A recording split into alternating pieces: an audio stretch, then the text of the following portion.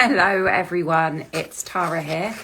I apologise, for some reason it wasn't liking me. It wasn't letting me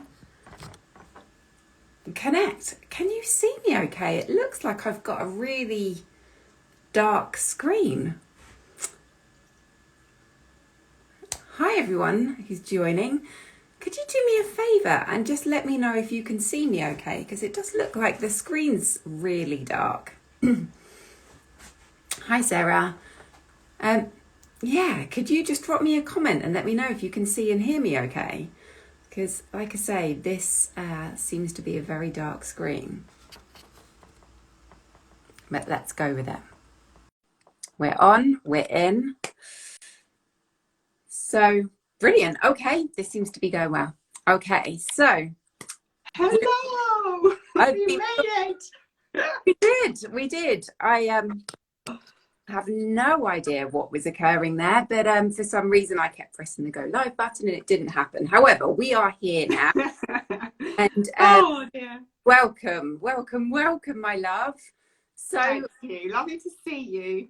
And you. And I'm so excited about tonight because, well, I'll do a brief intro to the series. So this is part of the Honor Your Body series. And I set this up because what I recognize is that we go through certain times and events in our life that require us to work with our bodies, our minds, our energy in a different way to how we would usually, or perhaps how we've been conditioned to. And one of the areas that I recognize that I think is gathering more attention, quite rightly, is the area of perimenopause. But this is still a time in women's life where I'm witnessing women really struggling and suffering, and I will use that word, and I don't use that word lightly, but I do see this a lot, which is why I wanted to bring you on and to start illuminating the area of perimenopause and to start a gentle chat with you. Now, I know we are not going to cover everything this evening because it's a vast topic. Yeah. However, what we can do is start to open up a conversation, open up a dialogue, and I've got some questions as well from people who may be able to join us this evening. If not, they'll be watching this on replay. If that's you, then welcome. And to start looking at, I guess, this idea around perimenopause and how we can honour our bodies as we go through this journey. So who am I to be talking about this? Well, I'm a kinesiologist who's been supporting women for the last 10 years, really helping them to find balance, calm their minds, tap into their energies and heal naturally. And I haven't come across so many women who have struggled with this very thing. So welcome. I'm so pleased you could join me this evening, Sarah. Thank you for asking me, because I love to talk about the menopause, like you said, as much as possible, to really get as much information out there, to empower women with so much knowledge so they can really know and help themselves and be prepared as well, you know, if they're younger women, because it's about empowering women of all ages, whether it's, you know, whatever age you are. It's so important. And like you said, Tara, it's an area that women need so much support in that we really do not get nearly enough. And it's getting there. It's much better now than what it used to be, but it's, you know, it's still nowhere near. So it's having a conversation like this is only going to do massive amounts of good. Absolutely. So with that then, Sarah, tell us who you are and what do you do? Okay, so I'm a women's health coach and I specialise in peri to post menopause. And I've been running a health and wellbeing practice about 10 years and was seeing a lot of women coming into my practice who were really struggling with menopausal symptoms and who were not getting any help or any support. And this really shocked me because at this age, I was coming up to the age and had just started experiencing perimenopausal symptoms myself in my mid-40s. But I hadn't really at that point thought a lot about the menopause.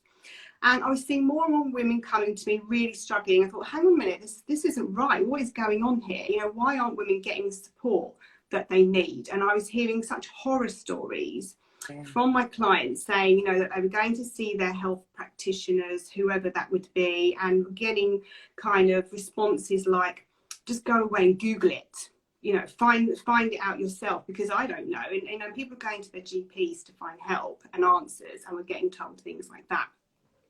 So I thought, oh my God, this just can't be. So I did a lot of research, and I thought I need to train in this, because I want to help and support and empower women, to educate them in knowing what they can be doing to help themselves, but also for my own self as well, because I was at that age.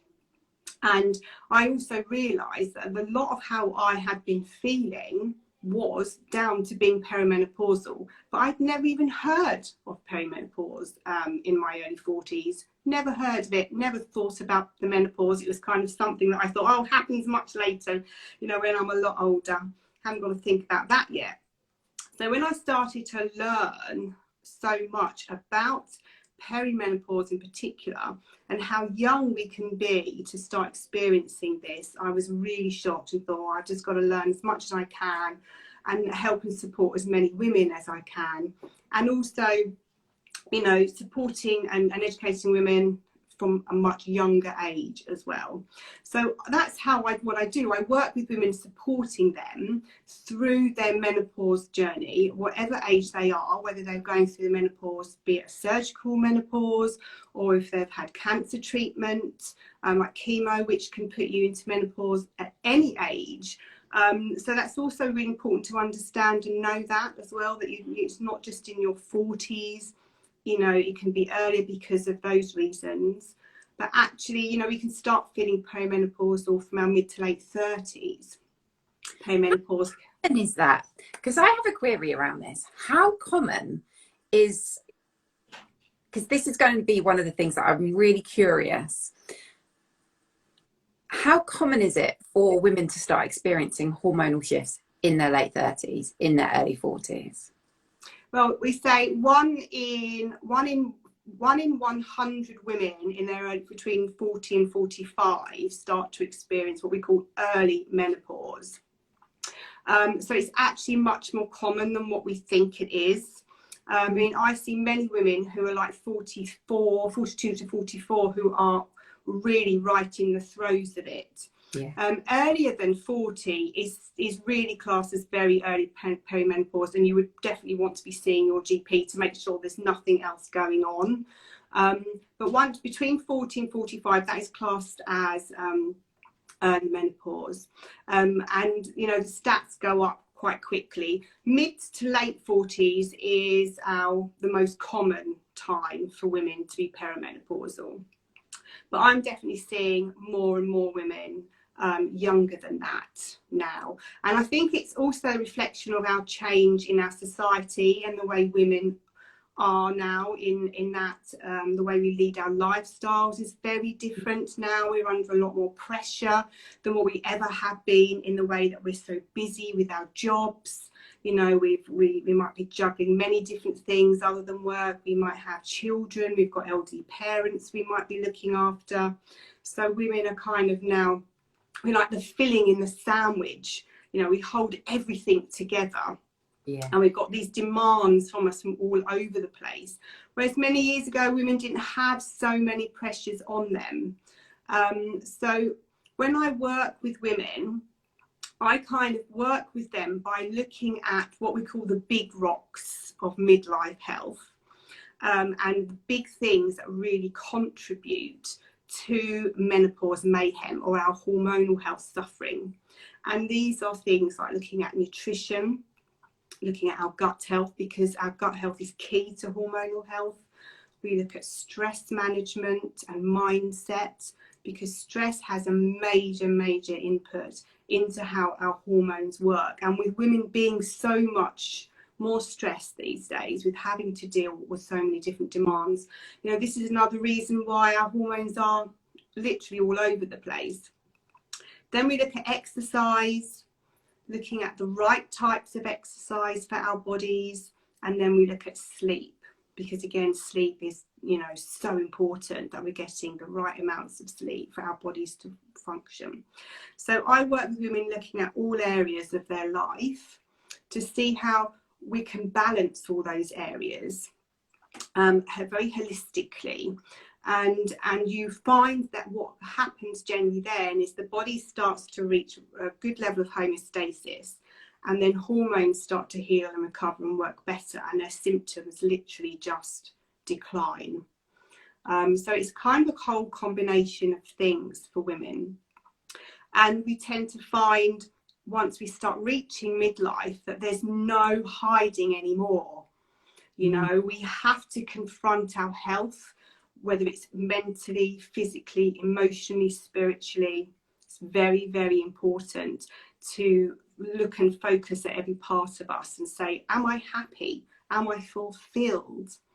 What can I change for the better so that I am healthier moving forward for the rest of my life? I love that, because actually that's kind of part of one of the questions that somebody raised. How do you distinguish between what's perimenopausal, those sorts of signs and symptoms, and what actually might be just general unhappiness, or might be you know, like we're all experiencing a really big squeeze at the moment, aren't we, from everything pandemic?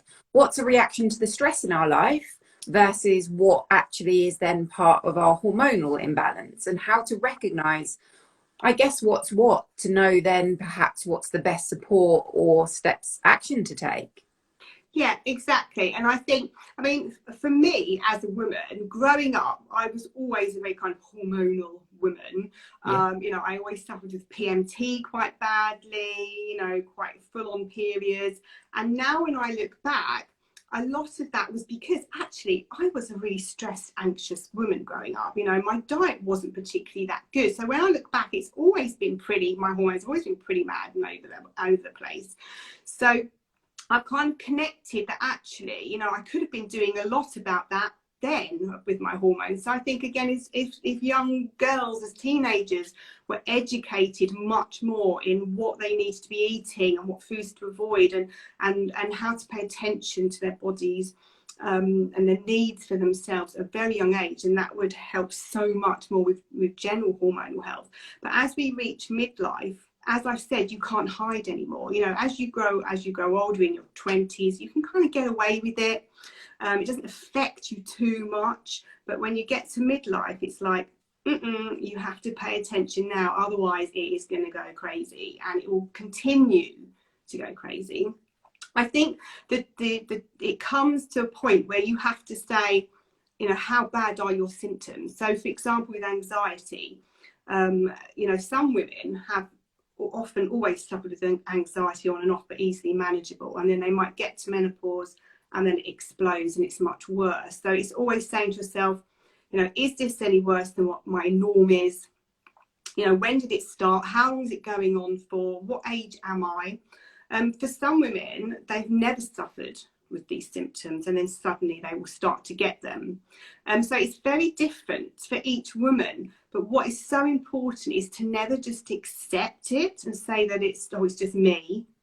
You know, it's about, actually, this isn't what I should be feeling. I want to be feeling well and happy and fulfilled. And so I need to go find out, you know, what is going on here.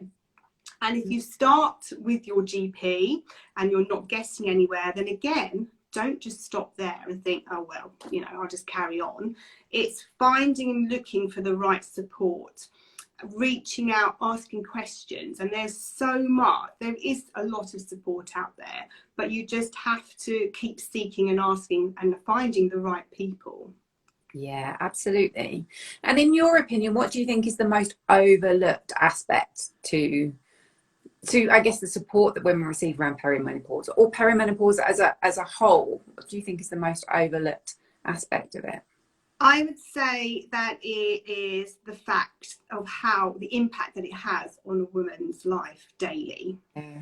You know, like 1 in 10 women actually leave their jobs because they can't cope with their work anymore because of symptoms of the menopause, and they're not getting the right support. And that's really high. 1 in 10. And I see many women who are really struggling in their work, especially if they're in a really quite high powered position where they're used to, you know, running teams of people and they've got to present themselves all the time, especially if it's in a male dominated environment. You know, they can feel very kind of completely overwhelmed, especially if they're in the throes of having hot flushes in meetings, and the brain fog sets in. And what I see consistently is women losing confidence in themselves. I can see. And not being able to think, I can't do it, I can't do it anymore. Yeah. And again, just leaving their job or coming out, becoming more withdrawn and coming out of themselves in the way they're more withdrawn and not being able to speak openly about how they're really feeling. And I see this as a follow through in terms of how we've been educated about our bodies around our cycles, or how we haven't, and then how women start to relate to themselves around their cycles. You know, if, like you said, if we start young with that relationship where actually we understand ourselves, because I really believe knowledge is power, you know, if we understand ourselves and then we're in a position to feel more confident in ourselves and therefore more assertive on being able to ask for what we want and need, knowing that there's nothing wrong with us, is that actually we've got certain support needs, and then knowing where to start accessing this stuff, then actually I feel like there would be massive shifts around this. But there's a trend actually, and I see this with anything that is a woman's thing: cycles, fertility, hormones, perimenopause. There's so many things where the woman will take ownership and can turn that into, it must be me, rather than actually, this is, yes, it is me, but in its most beautiful way. And this is about learning to work in harmony. This is about learning to listen to your body and then understand what you can do with that. And that's why I'm really passionate about this evening, because I know so many people are either directly affected by the perimenopause or are in this place where they're getting a bit curious because they're noticing some shifts, but they're not quite sure what that is. And I feel like we've got this beautiful time in history where we're starting to look and get more curious as women. We're starting to ask more questions. We're starting to settle for less and actually start to go out and empower ourselves. But sometimes you need to know where you need to go. Sometimes you need to just know that actually what you're feeling is okay to even ask questions or to go and seek support on. So this is so, so powerful. And I'm shocked to hear that 1 in 10 women leave their jobs around this. Like, that blown my mind. Yeah, I mean, I had one client last year who came to me, who she was always really confident, had a really, you know, high powered job in management, never had any problems, and she came to me crying, saying that, you know, she just felt she couldn't cope, she'd lost all her confidence, she was scared, she didn't know what was going on, this wasn't her, had no help from her GP whatsoever. Came to me, and as soon as I explained to her what was going on inside her body, you know, just telling her what was going on inside her body and how her hormones were reacting, she immediately was like, oh my God, really? That's actually happening inside me. And as soon as she understood that, immediately some pressure was taken off. She wasn't going mad, you know, because she felt she was going mad. And then being able to just talk to her and listen to her and guide her in making some very simple changes actually into her life. She went on, you know, within a couple of weeks, she was feeling like a different woman because she had that understanding of what was going on and that she wasn't going mad. You know, this is something that all women go through. I mean, 75% of women experience menopausal symptoms. You know, and many are, there's different levels obviously, and some women are more what I would say cognitive, as in, you know, their brain fog, memory, lack of focus and concentration, lack of confidence. And then some women will be more physical, so it's the hot flushes, the fatigue, the aches and pains, all that kind of thing. Everyone is so different, which is another reason why each woman must be treated completely different, because we all have our own different thing going on. And that's another thing that you don't get if you go down the more traditional route of getting help with the menopause. You know, it's not a tailored look and viewpoint into you and your life and how you can enhance your life for the better. And did I say this earlier? And that's 32% of women are now living into their 90s. The average age of menopause is 51. So this means that we're going to be living post-menopausally for like 40 to 50 years of our life. So again, this isn't just about now and through the menopause. It's about implementing positive lifestyle changes for the rest of your life so that you live those other 40 or 50 years the healthiest you can be, the happiest you can be, the most fulfilled. Because let's face it, by the time we reach that age, we want to be knowing who we are as women and living the life we have always wanted and deserved to live.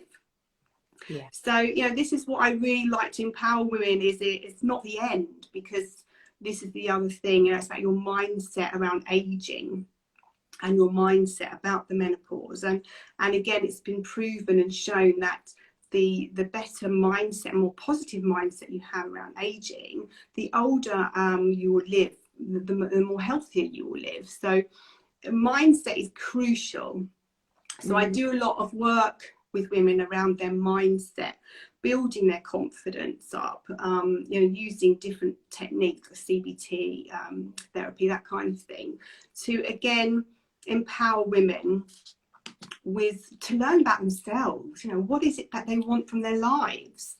You've got 40 or 50 years left. How do you want to live those lives? Are you happy in your job? Do you want to change your job? You're never too old to change anything. That's really important as well, to know that. Well, there's some comments that have come in and some questions. So just having a little look through here. So commenting around sort of a shift in that late 30s, starting to have heavy bleeds and night sweats. And then over the last 6 months, looking at this, becoming aware of becoming more paranoid before bleeding. So that sort of shift in PMT, and especially over the last 6 months, but then so has the stress. It's not, and it's recognizing again what are contributing factors. But I guess as women, we are also multifaceted. There's never going to be one thing, is there? No. Hormones are definitely along lines of that, are shifting with that. And then there's also a question, what can we do about weight gain? Because I notice that there's some really strong themes in the women that I support, or who have come to me talking about symptoms. Periods and definite distinctions. I don't think many women complain that much about having lighter periods, but more heavy, definitely sweats. And then weight. That seems to be a really big thing. Having weight that's isn't it? It's like, more easy to gain, harder to shift.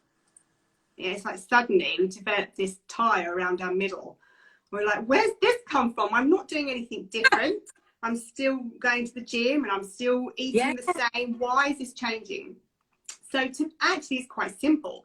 What happens is our estrogen starts to decline, and this signals to an enzyme within our bodies to start storing fat around the middle. So this is one reason, that declining estrogen. So all the fat starts to just to store around the middle of our bodies. So that is nothing we can change, because that is just what happens. But stress has a major input into that as well, because when we're stressed, we produce the hormone cortisol. And when hormone is being produced from the adrenal glands also produce estrogen, progesterone and testosterone, but it will prioritize production of cortisol over those sex hormones. And when we produce a lot of cortisol, that also signals to the body, store fat, store fat, store fat. And what it does is it stores it around the middle, because it needs to be near the liver to get access to it quickly for energy. So that's why it always stores around this area. And what happens is we become very sensitive to certain foods, and we can't process and metabolize carbohydrates and sugars how we once did. So our metabolism really slows. So these are the reasons why. So if we're not changing, one, how we eat to change with the way our hormones are changing, then we're just going to naturally store fat. But if we're producing the same levels of cortisol and not working on our stress management techniques to lower that, then that also is going to overproduce and cause fat around the middle. So it's a combination of eating the right foods, taking certain foods out of the diet or lowering them within the diet, and doing stress management to keep cortisol low. So then also your adrenal glands can still produce your sex hormones, because that's what we want them to be doing. And also doing the right types of exercise, because this is something else. So if you're just doing loads and loads of cardio work, this will also increase the levels of cortisol in your body. So we always encourage women to start doing more of a variety of different types of exercise. That has to include restorative work. That is going to naturally help to lower that cortisol and increase your strength training, your weight training, which is really good fat burning stuff. So if you're used to doing a lot of running, for example, and that was your only kind of exercise, you're going to be putting your body under stress, which is producing cortisol. So I see a lot of women who are runners say, oh, I've started putting weight on and I'm still running loads, what's going on?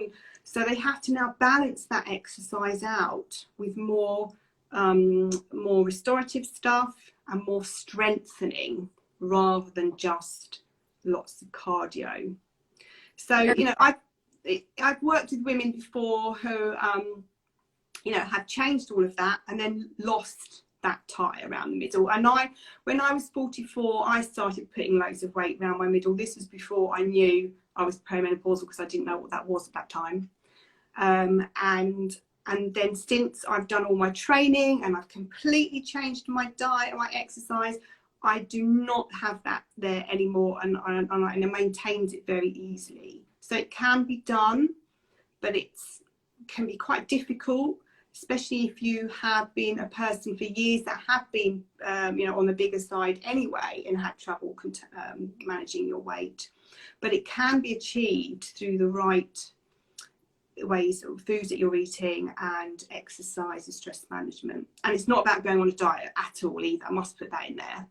It's not about dieting. This is about lifestyle changes, isn't it? And I also appreciate that that can be really daunting for a number of people to start when they're already feeling perhaps tired or like this stressed out and feeling like their body, well, isn't responding in the same way how they used to. They've got a different relationship suddenly beginning, and their body is talking back to them in ways that they don't recognize. That can be a very uncomfortable place to then be starting to make those changes for them. So I think just making that clear around some of the perhaps those exercise choices, because one of the things that I notice is there can be a resistance to slowing down. So totally, more, but the thought of doing something still inducing restorative, that can actually be quite a trigger factor for a number of women when they're used to working hard, playing hard, you know, hitting everything hard. And so again, what I'm hearing is that, like, so as you so beautifully put it, over the years our bodies can be so forgiving. As we start coming into our 40s, our bodies are like, no, you are now going to start listening to me. I have something that you like, for me to work, you have to listen to me. I've listened to you for all these years, and I've managed and dealt with everything that you put me through.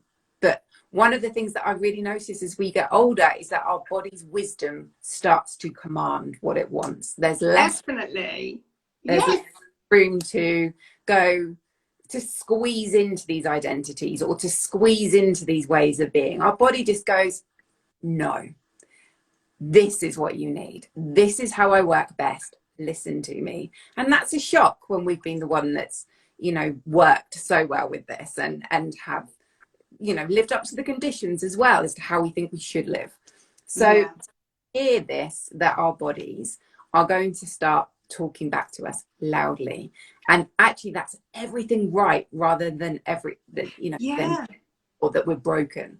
And I think that's really wonderful as a starting place. This is your body doing everything that it was designed to do. Awesome. Then Exactly. with these toolkits, like you say, which are starting to look at, okay, let's look at some of the foods that you're eating. Let's look at some of the exercise that you're doing. Let's look at where the stresses are in your life.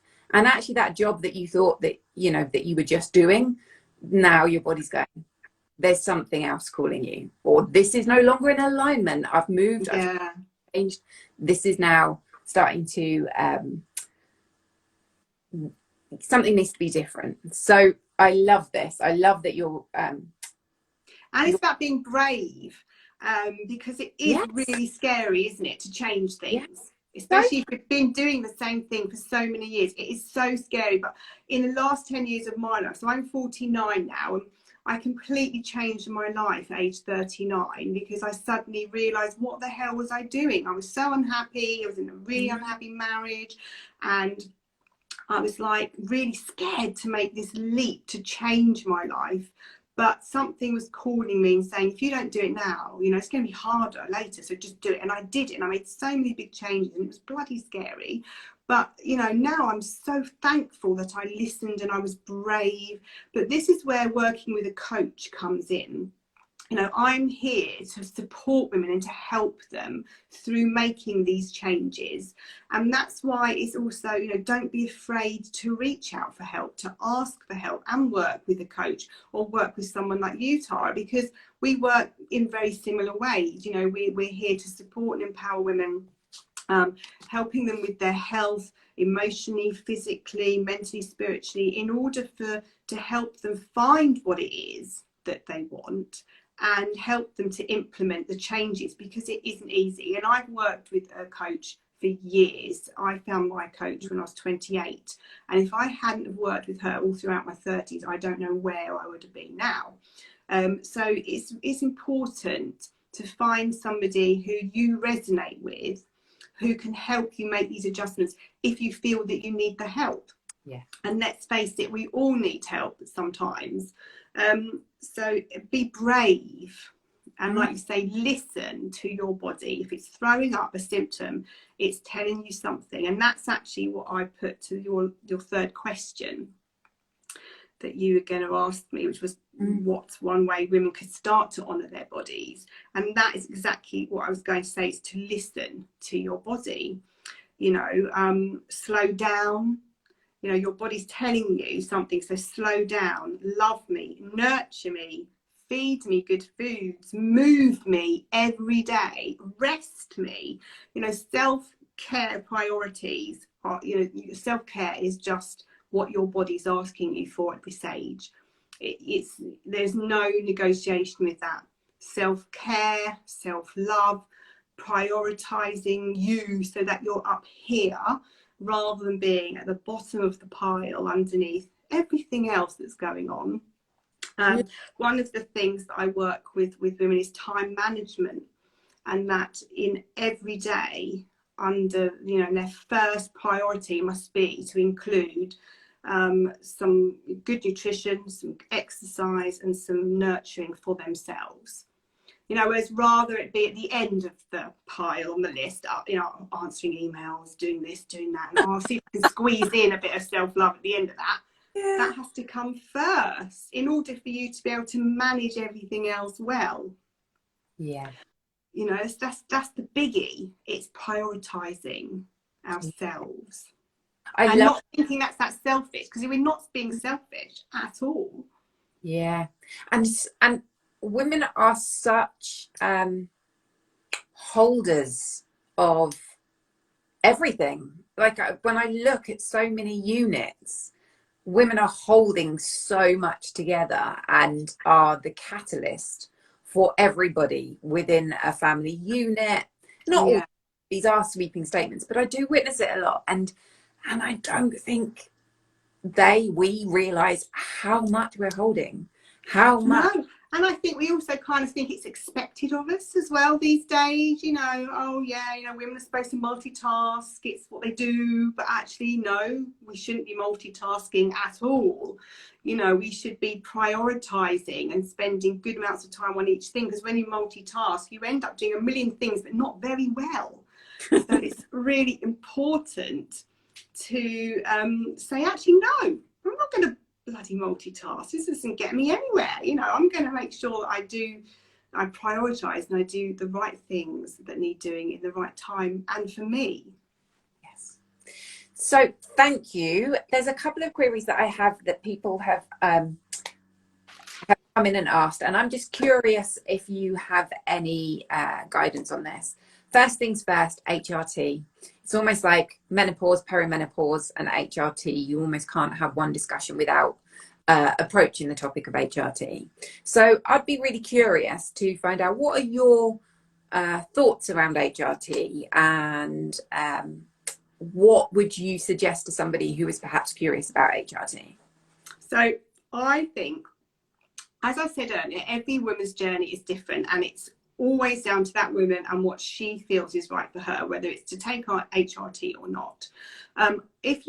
If I always think that if a woman is really, really suffering and they've literally tried everything else, so when I work with women, we try everything else first, you know, and I always think that even if you're going to end up going on HRT, you still want your body to be in the best health that it can be anyway.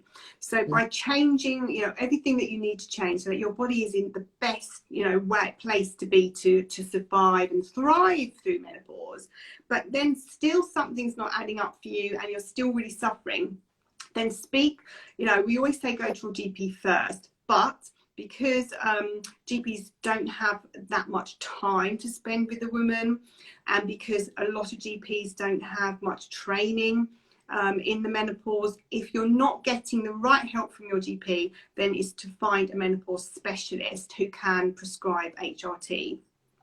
So again, you know, I can sort of let you know who locally there is that you can speak to in Colchester, but there are many women now who were once GPs but have then just completely specialised in the menopause, or nurses that have, who can prescribe HRT. But it's really, really important that when you go, you are armed with questions to ask, and you want to make sure that you ask for the body identical or the safest form of HRT, which is HRT that mimics your exact estrogen, which is in gels or patches, and not tablet forms, because tablet forms just carry a higher risk of blood clots because they go through the liver. So these days you can use estrogens that are, and progesterones that are natural to your, exactly the same as in your body. So that's really, really important. But I see many women who have been on HRT and it hasn't made any difference to them, or it's made symptoms worse. So again, it's when you go on HRT, not for every woman it's like a magic cure. You might need to have your HRT change, the prescription might need to be changed to get it right for you, and it can take up to a year for some women to get it right, and then it's brilliant for them. Yes. So again, it's something to really research, find somebody who really knows what they're talking about when it comes to prescribing you the right types of HRT as well, and making sure that if you're not happy on it, again, it's about just not accepting it. It's about saying, well, I'm still not feeling right, I'm going to go back and change it, not giving up, you know. But every woman is different. Some women don't want to. I'm personally trying to get through these years without having to try HRT. So far, things are working well for me, and I don't feel the need to at the moment. But who knows what's going to happen? I mean, I'm 50 this year. I'm still having periods. They're all over the place at the moment and a bit erratic, but I'm still having them. But I can manage my symptoms very well by implementing good nutrition, exercise, stress management techniques. But I really notice though that if I have some time where I eat the wrong foods, my hot flushes return in full force, and so I know my triggers. So this is the other thing, is to really watch out for what your triggers are. That's really, really important, which is why having a journal is excellent, because you can log what's going on, what's triggering you, what's changed this week or this month that's brought this symptom on that wasn't there last month, whatever. Yeah. I was going to ask you, do you track your cycle still? I have been, yes, because mine is now going quite erratic. Like, I'm having a period every 2 weeks at the moment. Right. It's not heavy or bothersome, But I am, you know, and it's my body just clearing out the last of my eggs as quickly as possible to get rid of the stopping. So yeah, but luckily they're not bothersome. Yeah. But as I say, like for me, I can't eat, I have to eat really low carbohydrate, otherwise my symptoms are heightened. So, and last month I did have some, and this might sound ridiculous, but this is how sensitive our bodies become. I had some bread a few times last month, honestly. So I had more symptoms. Right. This is how sensitive we can become to certain foods. You know, usually sugar, caffeine, dairy, refined carbohydrates are the worst ones, and alcohol is unfortunately A time when maybe arguably you need it most. yes, exactly, like That's but then wonderful. what happens with me is No. now because my symptoms are, so if I have more than 1.5 glasses of prosecco, I am literally feeling so rough that I've now realised I just have to settle just 1.5 glass, and that's it. Your liver Long thanks. gone are the drinking days. Your liver thanks you. Yes. And I mean, we've already spoken about some of the symptoms. There's a lot involved, isn't there? And just out of curiosity, I think everybody wants to know when they start going through these big squeezes and they, you know, when they're beginning to suffer, they just want to know, when will it end? When will this be over with? And I guess almost like, how can you hurry up and get there? But definitely of when will it end? I mean, how long can women be in this turbulence of the perimenopause? Well, perimenopause is kind of up to between 4 and 10 years before you reach the actual menopause, which average age is around 51. Then you're in menopause, and then literally after, when you haven't had a period for 12 months, you're then post-menopause, which is the rest of your life. But symptoms don't just stop. You know, it's not like you've the next day after your period stopped for a year, you're like, oh, I'm back to me again. That just doesn't happen. So again, it's about you and your lifestyle and how you are in your life that makes the difference. Yeah. So some women can experience, you know, for another 10 years, they can be experiencing hot flushes and things like that into their early 60s. Wow. So, you know, if you're just implementing all the right stuff and you're working really well with your mind and body as one, then hopefully your transition will be, you know, easier, because your hormones will have the opportunity to balance. Obviously they're going to be at lower levels, which they will be for the rest of your life, but if you're implementing all the right things, then, you know, you should be okay, but if you're not, then it's getting the right help. Yes. And it depends what symptoms they are. I mean, symptoms like, you know, genital urinary symptoms like, you know, UTIs, pain during intercourse, really irritated vagina, that kind of thing. That kind of stuff you do definitely need to, you know, get help with, and that can be happening right, you know, up in 60s, 70s, 80s. Again, that is something that's so important because it can be a topic where women are really embarrassed to speak about. But again, that can be really treated very easily with a topical estrogen cream. That is not HRT, it's just a topical estrogen cream. It's a very low level cream that you apply to the area. And because our vagina and our bladder and everything, all the tissue around there is really, really rich in estrogen receptors. So when that starts to decline, some women have a lot of problems down there, and it can really dry up and get very uncomfortable. But just by using and introducing some topical estrogen cream, which you can get prescribed from your GP, which you just literally rub on and moisturize the area in, can have such a massive, massive impact. Really, really helping something so simple. But again, I'm hearing that women are going to their GPs and they're not being prescribed it. Yeah.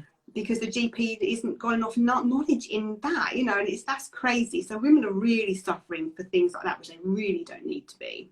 Yeah, totally. I had a client who was in her 60s who kept getting recurrent UTIs.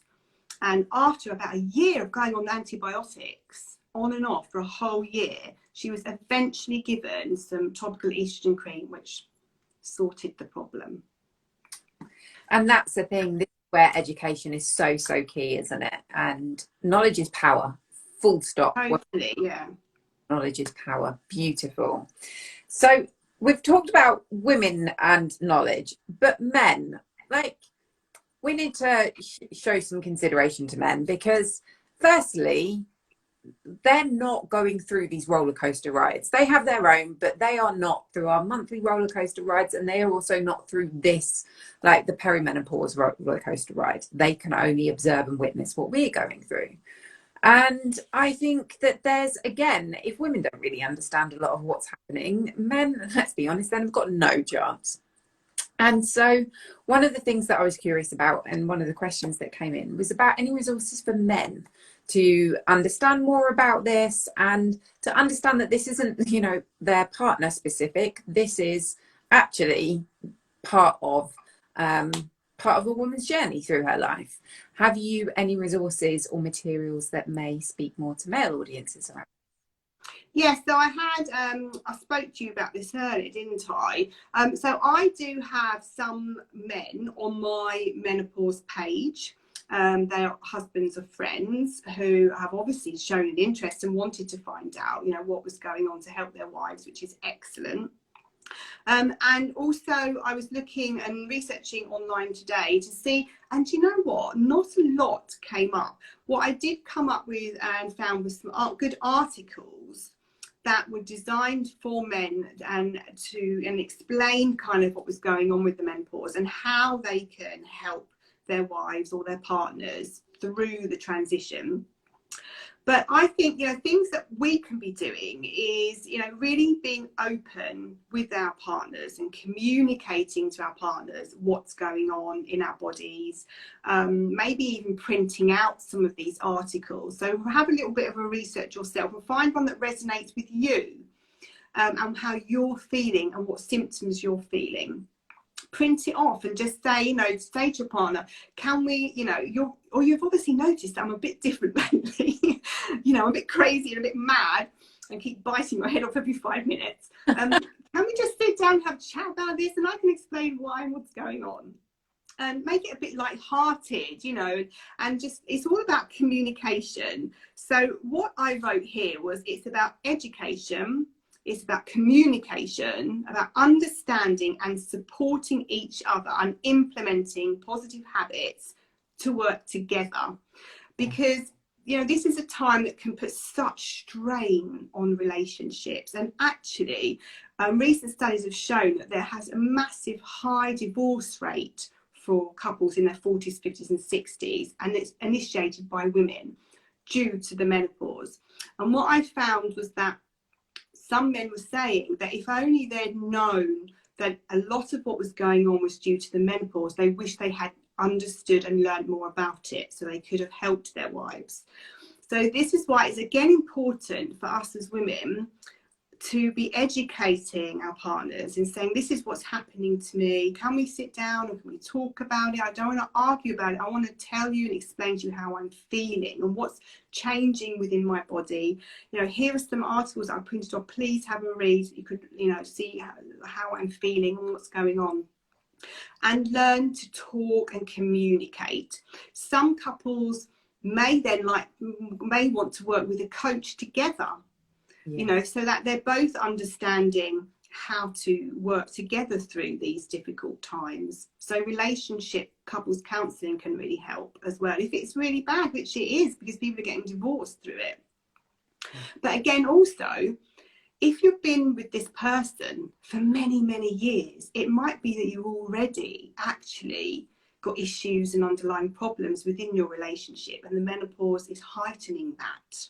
So it's, again, could be another sign to say, you need to address this situation within your relationship, you know, because you need to be listening and talking and maybe again reinventing your relationship together by adding in some new, you know, special time to spend together, because again, maybe lots of disconnection between the two. So I always think that's really important, is to again reevaluate your relationship. And because low libido and low sex drive is a really another big symptom of menopause, you know, and in some relationships, if you've always had a really amazing sex life and then all of a sudden it's like not there, and your partner's like, hang on, what's going on here? We haven't had sex for 2 days. You know, what's going on? Then again, it's time to, you know, sit down and talk with your partner and explain the changes, and that you don't want to be feeling like this, but this is what's going on. So by again talking and communicating to each other and learning how to be affectionate again and showing more loving signs, so that you might then want to start having sex again, because, you know, when it might have just been a quick wham bam thank you ma'am, you're not going to be into that at all anymore. It's going to be, you want to be romanced, and I mean, I know you do anyway, but it just takes a lot longer and much more effort for a woman to be aroused during the menopause. And that, I think, a really, really big thing to start looking at in terms of that connection. And we shift, don't we, as we get older. And one of the things that I've really come to realize as well, again, supporting a number of women on their fertility journeys, like then the relationship that they have to their body afterwards and how intimacy feels. And you have to learn your body again, what brings it pleasure, what brings, well, you pleasure, what starts to turn you on. And that takes time, that takes energy, that takes dedication, that takes the devotion to yourself. And actually, it's a practice that's really worth knowing, because like you say, ideally we're living till 90, 95. And that's a really long time to be living with this body that perhaps feels different to how it did in our 20s and 30s.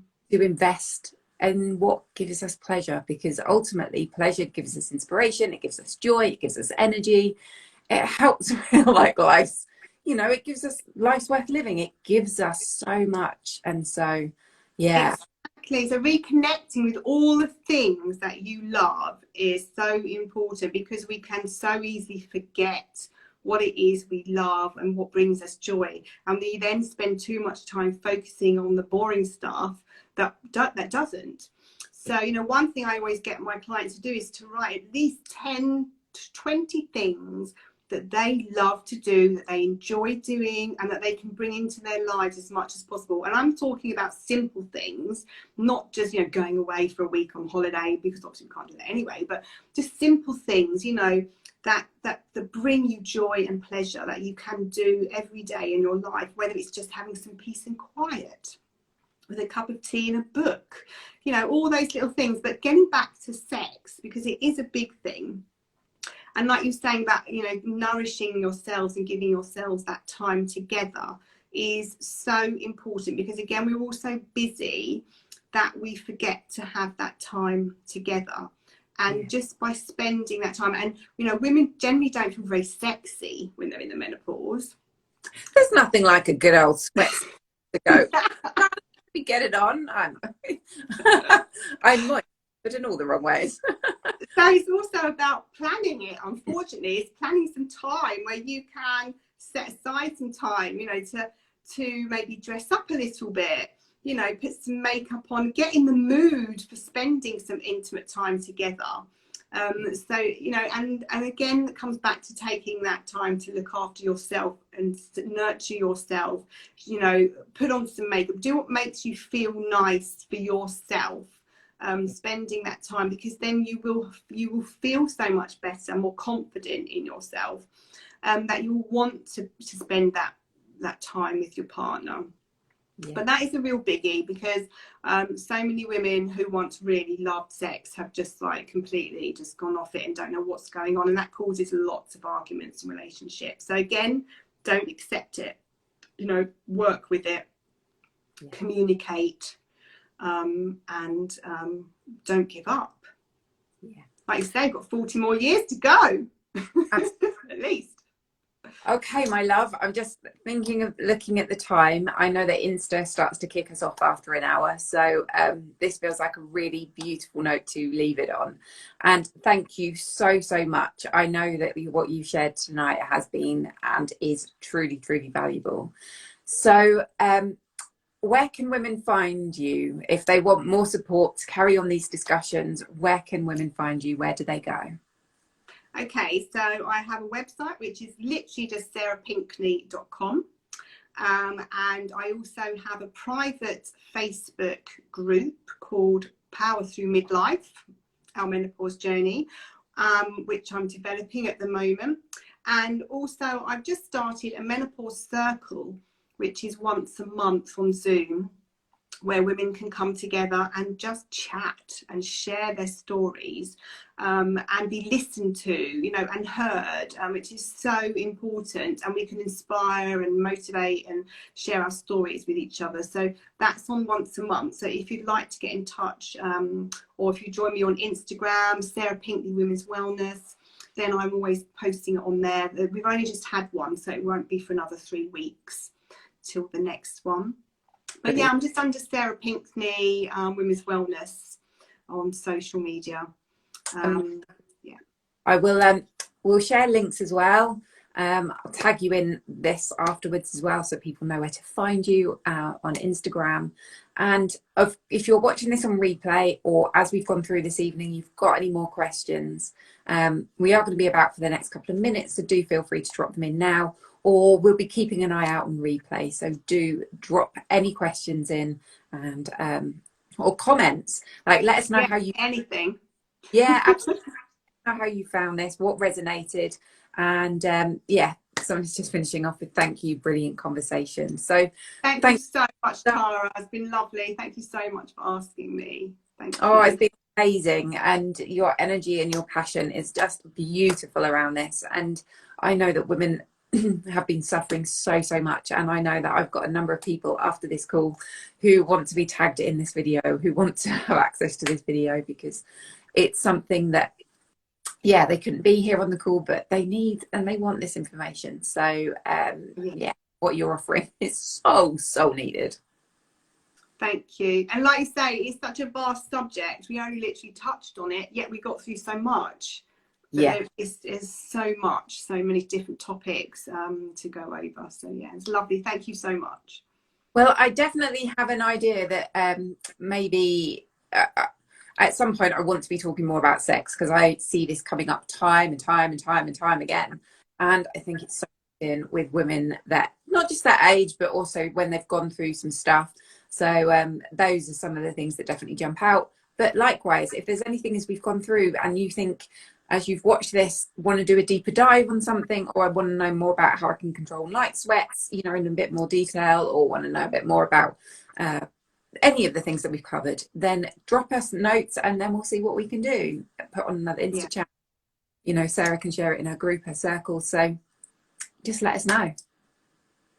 Excellent. Sounds good. Marvellous. Excellent. All right then, my love. Thank you so much, and take care. Thank you. Care. See you again soon. Okay. Take care. Bye. Thank you.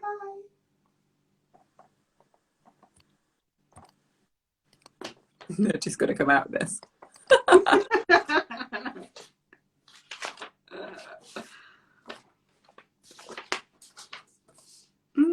That was really good. Thank you. It was fab. Right, I'm not sure if I press this cross, if that's going to be game over. So take care. Bye.